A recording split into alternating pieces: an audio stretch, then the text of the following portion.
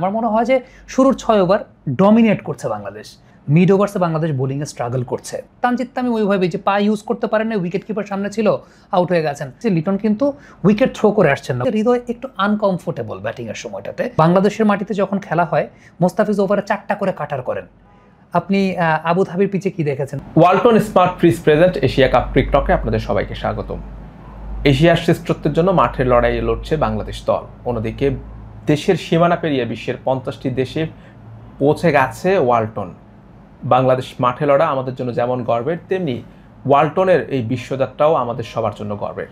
কথা বলবো বাংলাদেশের এশিয়া কাপের আজকের পারফরমেন্স নিয়ে। সাইম ভাই, আজকের ম্যাচটা নিয়ে অনেক বেশি আলোচনা হচ্ছে যে আসলে এই টার্গেট বাংলাদেশ অ্যাচিভ করতে এত ওভার খেলে ফেললেন, এটা নিয়ে আপনি কি বলবেন? প্রথমত একটা বিষয়, সেটা হচ্ছে যে হংকং যে নেচারের বোলিং করে একটু বিলো স্ট্যান্ডার্ড বোলিং, এবং এই বিলো স্ট্যান্ডার্ড বোলিং আসলে স্কিল হিটিং করে বাউন্ডারি রোপ পার করাটা বা টাইমিং বেসড ক্রিকেট খেলে আসলে একটু ডিফিকাল্টি বটে। সেই জায়গাতে আমার একটা অ্যানালাইসিসের জায়গা ছিল, সেটা হচ্ছে পারভেজ হোসেন ইমন, যারা আসলে হার্ড হ্যান্ডে ব্যাটিং করতে পারেন, ইমনের মতো, ইমন, জাকের, এই টাইপের ব্যাটসম্যানদের আসলে এই ধরনের বোলিংয়ের এগেনস্টে সাকসেসফুল হওয়ার সম্ভাবনাটা বেশি থাকে। কারণ আপনি দেখবেন যে একজন বোলার আছে, তিনি যখন বোলিং করেন উইকেট কিপার সামনে এসে উইকেট কিপিং করেন। এটা ম্যাচের আগে আমি আরেকটা অ্যানালাইসিসে বলছিলাম যে তানজিদ তামিমের গো অন শট হচ্ছে একটু সামনে এগিয়ে গিয়ে তারপর টাচ করে সেটাকে সার্কেলের বাইরে বের করে দেওয়া। সো আজকে কিন্তু ওই অপশনটা ছিল না, বা এটা তিনি পেতেনও না। এই ধরনের বোলিং অ্যাটাকের এগেনস্টে ইমনের টেকাটা আসলে খুব জরুরি ছিল আপনি যদি ডমিনেট করে জিততে চান।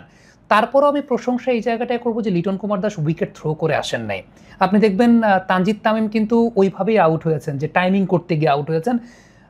এই ধরনের বোলারদের যেটা হয় যে বলের পেস 120, 21, 22-এর বেশি হয় না। স্পিনার যারা আছেন তাদের বলের পেস 71, 72, 75, 80-এর বেশি হয় না। সো স্কিল হিটিং করে রান করাটা একটু ডিফিকাল্ট এই টাইপের বোলারদের এগেনস্টে। সো তানজিদ তামিম ওইভাবে যে পা ইউজ করতে পারেন না, উইকেট কিপার সামনে ছিল, আউট হয়ে গেছেন।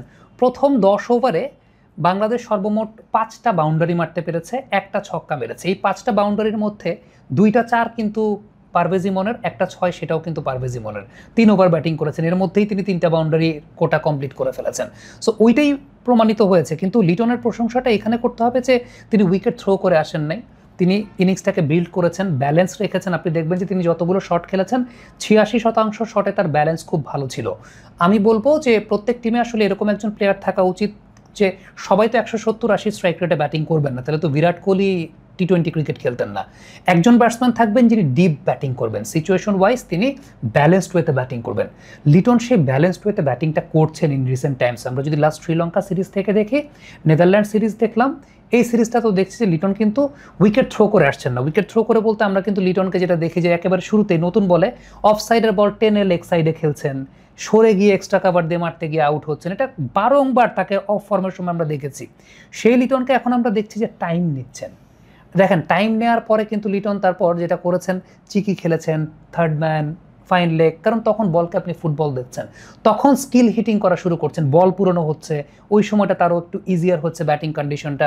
সো নতুন বলের শাইনটা লিটন কুমার দাস ওই জায়গাটা পার করেছেন, টাইমটা কোলাপস করতে দেন নাই। আমি তাকে ক্রেডিট দিব এই জায়গাটাতে। আপনি জিজ্ঞেস করলেন যে এত সময় কেন নিয়েছে, হংকংয়ের মতো টিমের তাদের বোলিং স্ট্যান্ডার্ডটা আসলে একটু বিলো স্ট্যান্ডার্ড, তো এবং বিলো স্ট্যান্ডার্ড বোলিংয়ের এগেনস্ট হয় কি, আপনি তো বলের পেসটা ইউজ করতে পারছেন না। আপনি হয়তো বলতে পারেন যে আফগানিস্তান রান করেছে 180-র মতো, খেয়াল করে দেখবেন আফগানিস্তান কিন্তু অনেক লাইফ পেয়েছে। 4-5টা মনে হয় ক্যাচই ড্রপ হয়েছিল আফগানিস্তানের। সাদেকুল্লারই 3টা ক্যাচ ড্রপ হয়েছে, আজমাতুল্লাহর ক্যাচ ড্রপ হয়েছে। ওই ক্যাচগুলো ধরতে পারলে আফগানিস্তান আরও কম রান হয়তো বা করতো। আমার কাছে যেটা মনে হয় যে ইমন যদি টিকতে পারতেন, উনি যে নেচারের ব্যাটিং করেন, হয়তো বা বাংলাদেশ 12-13 ওভারের মধ্যে গেম শেষ করে ফেলতো। আজকের এই হংকংয়ের বোলিং প্রেক্ষাপটে হৃদয়ের ব্যাটিংটা কি তাহলে ঠিক চললেন কিনা? হৃদয় স্ট্রাগল করেছেন। হৃদয়ের বেশি বিষয়টা এরকম না যে আলটিমেটলি হৃদয়ে মানে লিটন যেরকম ব্যালেন্সড ওয়েতে ব্যাটিং করেছেন, হৃদয় কিন্তু ব্যালেন্সটা আমরা ওই রকম দেখিনি। অফ স্ট্যাম্পের বাইরে তার স্ট্রাগলটা দেখতে পেয়েছি আমরা।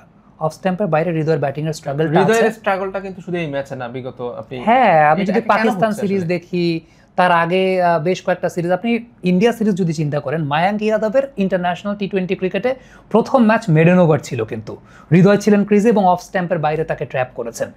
এটা নিয়ে কিন্তু অনেক কথা হয়েছে যে অফ সাইডে যদি হৃদয় শটের রেঞ্জ না বাড়ান, ইন্টারন্যাশনাল ক্রিকেটে এত বেশি অ্যানালাইসিস নির্ভর ক্রিকেট হয়, অপোনেন্টের জন্য কিন্তু ট্র্যাপ করাটা খুব ইজিয়ার হয়ে যায়।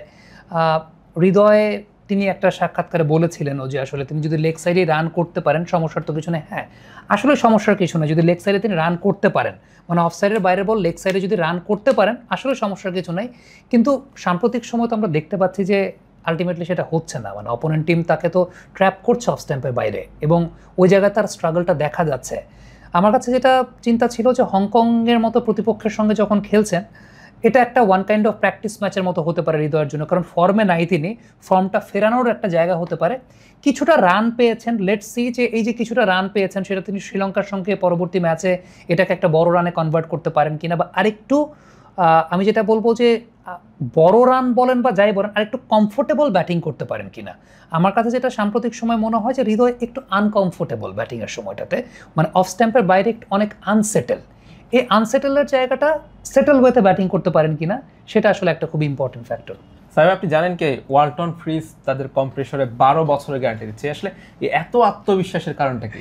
দেখেন, আপনি যখন ব্যবসা করবেন আপনি তো লস করতে চাইবেন না, তো ওয়ালটন ফ্রিজ এই গ্যারান্টিটা যখন দিচ্ছে তার মানে আমি যেহেতু একজন অ্যানালিস্ট আমি অ্যানালাইসিসের ভাষায় বলি যে এই যে কম্প্রেসরে তারা 12 বছরের গ্যারান্টি দিচ্ছে তার পেছনে কারণটা এরকম হতে পারে যে এই কম্প্রেসরটা আন্তর্জাতিক মানসম্পন্ন এর বিল্ডিং এবং এন্টায়ার যে বায়োমেকানিক্সটা আছে সেটা খুবই নির্ভরযোগ্য এবং লনজিভিটিটা অনেক বেশি, মানে দীর্ঘস্থায়িত্বটা আছে।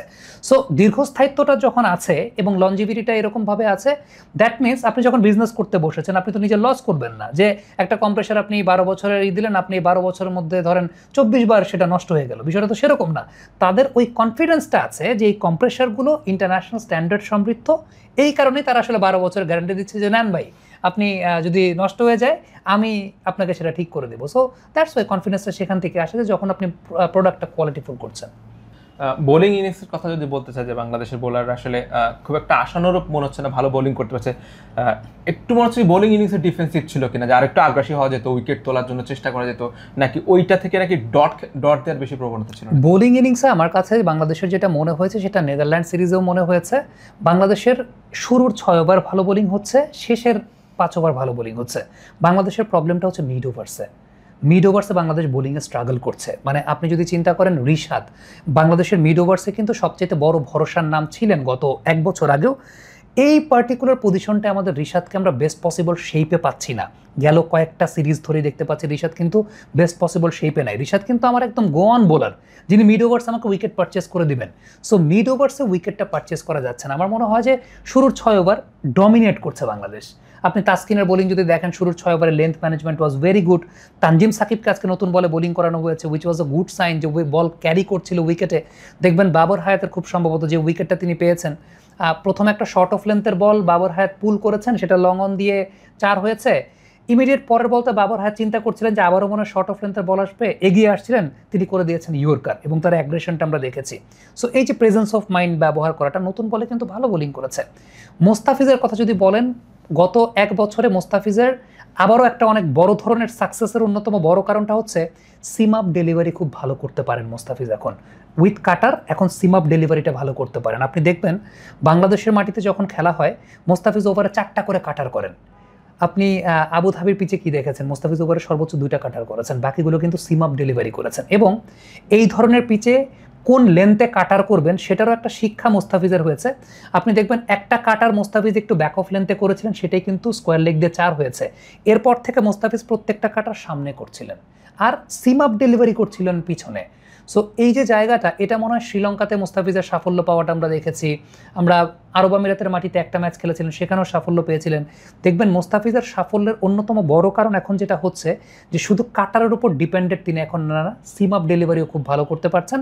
আর আপনি যদি চিন্তা করেন বাঁহাতির এগেনস্টে, মোস্তাফিজ কিন্তু বাঁহাতির এগেনস্টে খুব সফল ছিলেন না, বাঁহাতির এগেনস্টে মোস্তাফিজ এখন বেশ সফল। এটার পেছনে অন্যতম বড় কারণ হচ্ছে সিম আপ ডেলিভারি, গায়ের উপরে খুব ভালো মেনটেন করতে পারছেন। বোলিংয়ের আপনি যদি বলেন যে রান লিক হয়েছে, মিড ওভার্সে রান লিক হচ্ছে বাংলাদেশের, এই জায়গাটায় ধরতে হবে। আসলে এই জায়গাটায় ম্যাচটা আমরা ধরতে পারছি না। মোস্তাফিজের বেশ ইকোনমিক্যাল বোলিং করে কিন্তু উইকেট খুব কম পাচ্ছে। আপনি সব বোলারের আরমান উইকেট পাওয়ার দরকার কি আছে? কিছু বোলারের রোল থাকবে যে প্রেসার ক্রিয়েট করবেন, ওই পাশ থেকে হতে পারে। আপনি দেখেন যে চেন্নাই সুপার কিংসে যখন মোস্তাফিজ খেলছিলেন, আপনার মনে আছে কিনা আরমান, আমরা তখন কিন্তু অ্যানালাইসিস করছিলাম যে মোস্তাফিজ কিছু ম্যাচে খুব এক্সপেন্সিভ হচ্ছিলেন, বিশেষ করে অ্যাওয়ে গেমগুলোতে। বাংলাদেশের সোশ্যাল মিডিয়া দেখলে মনে হবে যে পরের দিন আর মোস্তাফিজ ম্যাচ পাবেন না, কিন্তু মোস্তাফিজকে চেন্নাই কিন্তু প্রত্যেক ম্যাচ খেলিয়েছে। কেন খেলিয়েছে দেখেন, দিল্লিতে যে ম্যাচটা মোস্তাফিজ মার খেয়েছিলেন, ওই ম্যাচটা মোস্তাফিজ ডেভিড ওয়ার্নারের উইকেটটা নিয়ে দিয়েছিলেন। মুম্বাইয়ের এগেনস্টে যে ম্যাচটা মোস্তাফিজ মার খেয়েছিলেন, সেই ম্যাচটাতে মোস্তাফিজ টিম ডেভিডের উইকেটটা নিয়ে দিয়েছিলেন। চেন্নাই সুপার কিংসে মোস্তাফিজের রোলটা ছিল উইকেট নেয়ার, যত রান দেখ কোনো সমস্যা নেই, রান লিক হোক, 4 ওভারে 30, 35, 40, 45 রান দেখ, 50 রান দেখ, কোনো সমস্যা নেই, ভাইটাল উইকেট নিয়ে দেওয়া।